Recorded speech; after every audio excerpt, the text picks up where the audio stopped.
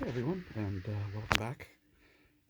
Today I got something kind of special. A friend of mine picked up a pretty good shape IBM 5150. Cosmetic, it's not bad. Plastic looks okay. Two floppy drives. It's like a pretty nice machine. There's a little bit of dirt and rusting, but nothing too extreme. And unfortunately, neither of these start up. The monitor doesn't work. The computer starts up but doesn't beep, and gonna have to figure out what's going on. So I'm gonna pull this thing apart and put some videos together because it seems like such a special machine. I kind of wanted to share what was going on here. So probably splice this all together in a video, and we'll see where this goes. Bye. So here's what we're looking at. Two double height floppy drives. Both of them disconnected, like really disconnected for some reason. I'm gonna have to dig into that and see what connects where and try to figure that out. That is a floppy controller, and then beside it is a serial port card, and then that last one is the video card, MDA, and I think a parallel port as well. That is. I'm just opening this up, so I need to pull these and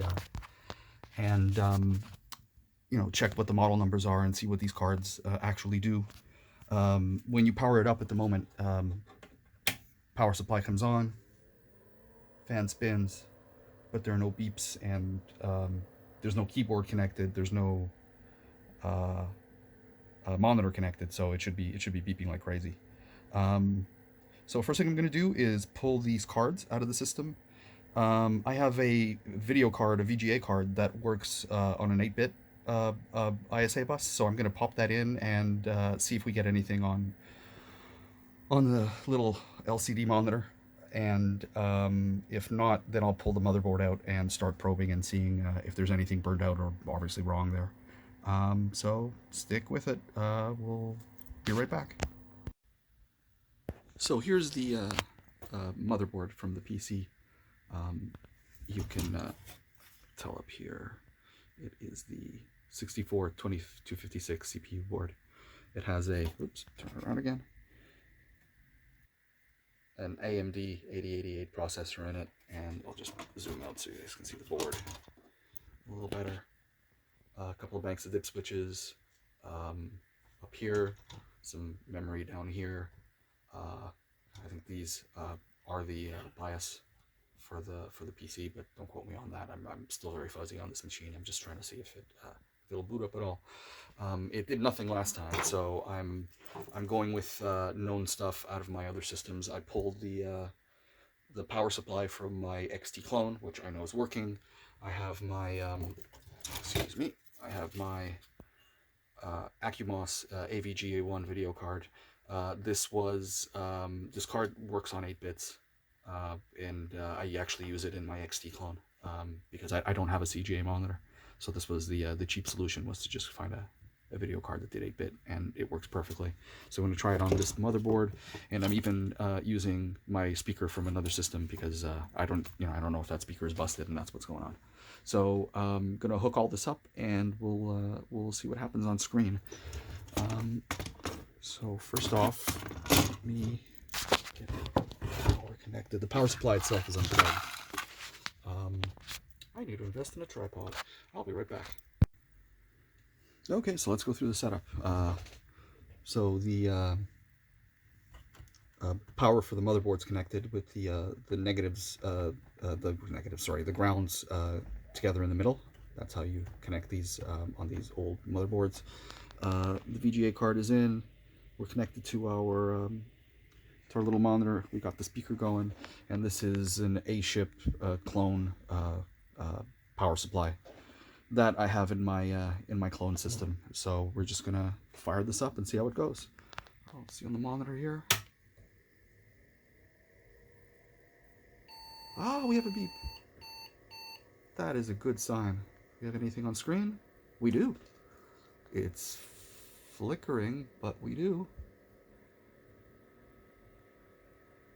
Not sure why that is. I think that's this monitor. It is not incredibly healthy. but we have a seemingly live system. 301, right? The keyboard's not connected. And 601 would probably be the floppy controller.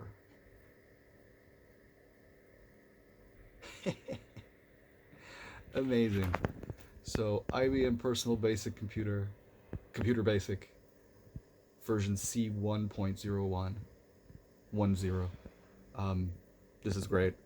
So probably what's happening here is the power supply on the other system might not be in good shape. So got to dig into that power supply. I'll plug it in next and just verify that that it doesn't boot. But we're off to a good start. So this is next. I'll focus on the power supply, and then after that, once we have the system working and put back together, then I'll take the monitor apart and dig into that. So that'll be like an upcoming video, probably just unto itself. So interesting enough, the system worked for a little while, and then the power supply just cut off on its own. And from experience on these old XT systems, usually when that happens, and right now the power supply, the fan won't even spin. You flick the switch, and the fan might budge a little. Most times it doesn't even at all, and you disconnect it from the motherboard, and then the power supply is working perfectly. But when it's connected to the motherboard, nothing happens. Usually that means there's a short on the motherboard.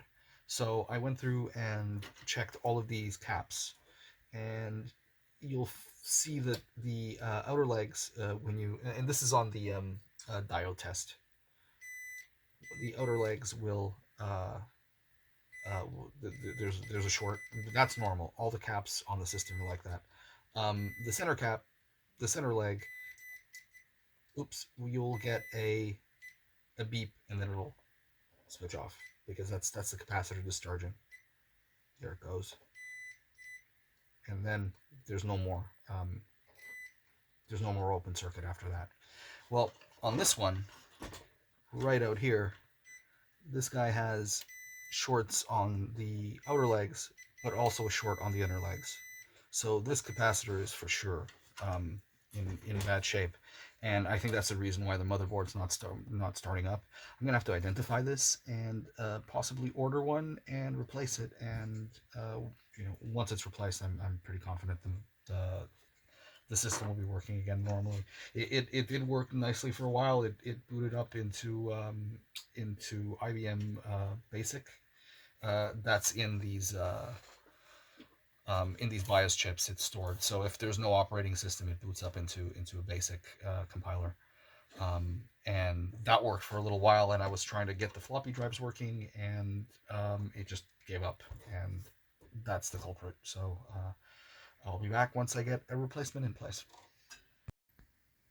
So here we are with the capacitor replaced. I didn't have a tantalum capacitor in that was 10 picofarad, so I just busted out an electrolytic, and I found some instructions on online regarding this IBM motherboard, where the three-legged tantalums that they have here, the outside legs are negative and the center leg is positive. And you can replace them with an electrolytic, two-legged electrolytic. You can replace them with a two-legged tantalum, which is probably what I'm going to wind up doing, because it's getting hard to find those three-pin tantalums around anywhere, really.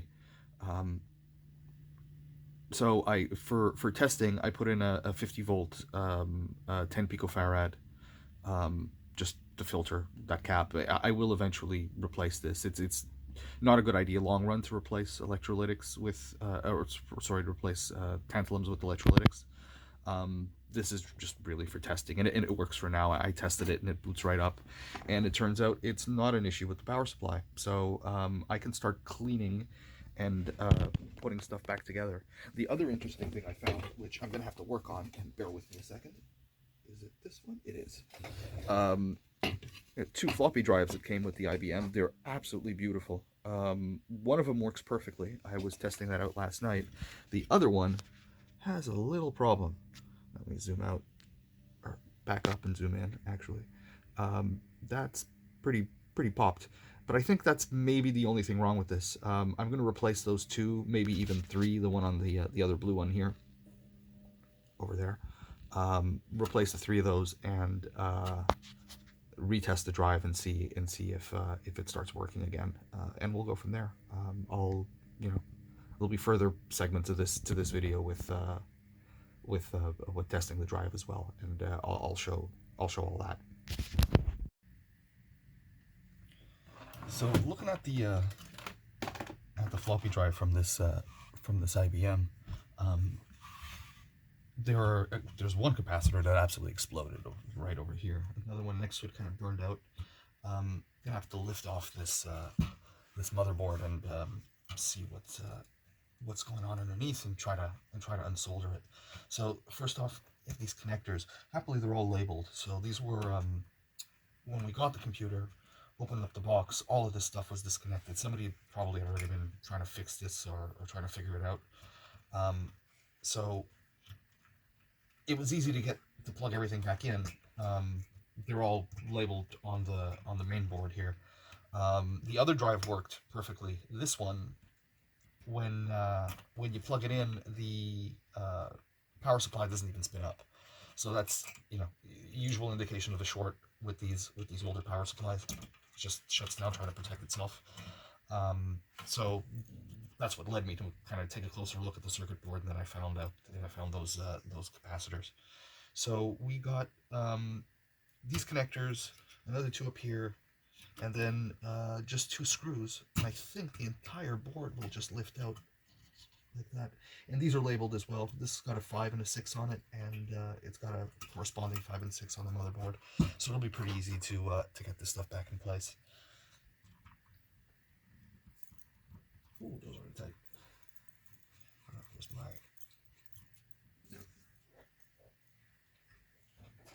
There it is.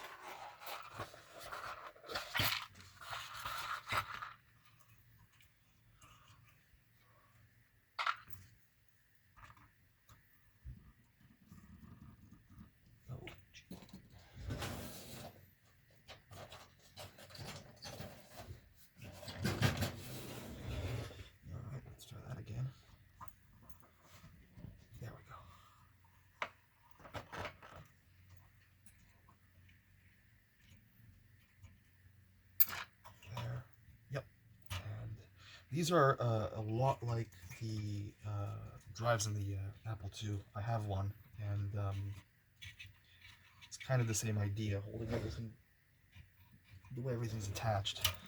There's something going on over here. It's not running yet. There we go. And out it comes. So that is the floppy head.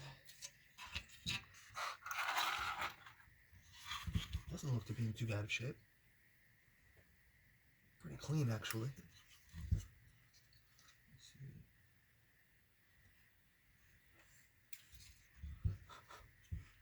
see.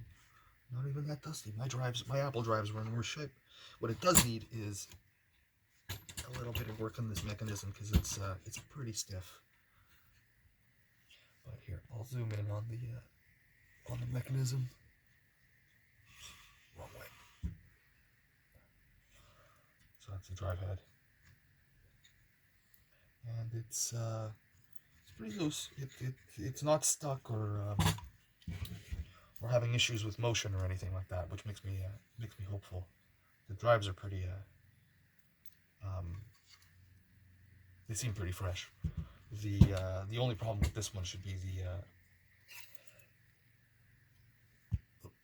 forgot to zoom out. The only problem with this one should be that capacitor. And what I can do is pull the board off of the other drive, put it into this one to just to test it properly, and make sure that it's worth fixing, sort of thing. If there are more things wrong with this, like the motor's busted, it might not be worth getting too into. But these old IBM drives, I think, are always worth repairing. This one needs a clean on the outside. And something I didn't know. On the back side of the circuit board, you got this giant copper plate. It's a shield to protect it. You have to get that off to get to the... Actually, no. I won't need to get that off. All three of them are here, and fairly easy to figure out what's going on. And thank goodness I have the other one, the other drive, because then I could look up what that capacitor is, because there's absolutely no way I'm going to be able to tell from the burnt stump that is left what that even is. So I'm glad I got another drive to compare against. So I will bust out the soldering iron and get to work on that. So looking at the other working drive, they're 16-volt, 4.7 picofarads. That's not terribly easy to see, but and they're upside down. That's what's going on there. And interestingly, so there are two blues on that one, and then on the one that blew up, that was a blue, and the other one's been replaced already, I think. 4.716. So those two should be the same value, and they're and I believe one of them's been replaced. So let's replace them again and see what happens. So here's that floppy drive again. Replace the exploded capacitor. I'm going to zoom out here. And I got it in my XT clone machine. And I have to say I already tested this out. It does not work.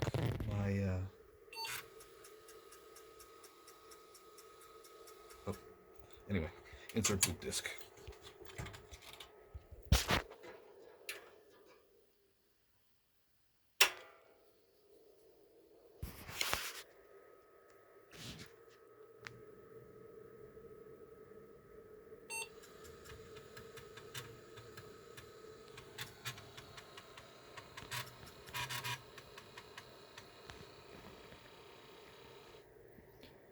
And it's working. The floppy drive just needed a capacitor. It was that one that was exploded. The one behind it, I actually pulled it, tested it. It was still working.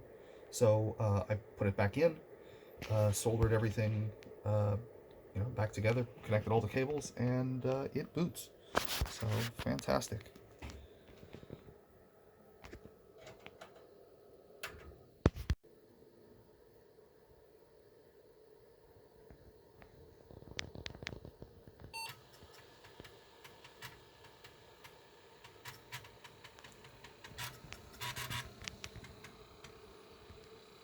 There we go. So the capacitor replaced, the floppy's working again. That was pretty much it. I tested the other capacitors that were there in the area, and even that one that was behind it, looking a little crispy, still working.